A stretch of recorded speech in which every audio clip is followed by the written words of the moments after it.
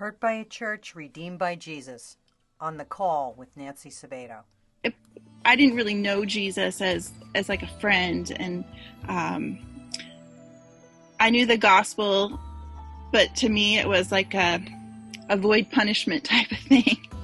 And it wasn't until college that I really began to feel Jesus calling me to him and a personal relationship. And I really understood what the gospel was all about, that it wasn't about me. It was what about Jesus did for me and my response to him in love.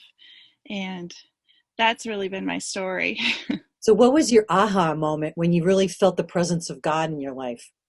Aha moment that was really big was in college. My husband and I both were in a new town, and we had been kind of hurt, kind of turned off by some of the things we had seen in the church.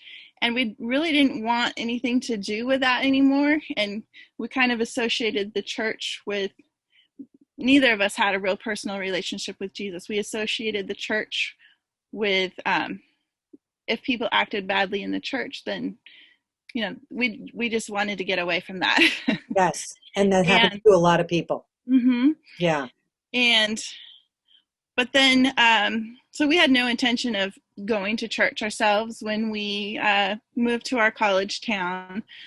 But we decided to go one night to a church that had a service during a time that neither of us worked. It was on a Sunday night. It was the only church service in town. And I was overwhelmed by the love of God as soon as I walked into that service.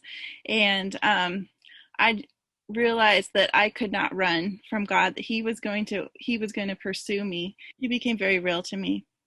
So, how can you encourage somebody today that's really seeking Jesus? I think if you seek him, you will find him. He's going to pursue you. I put myself in a position where I could, we went to a church service, and so we put ourselves out there.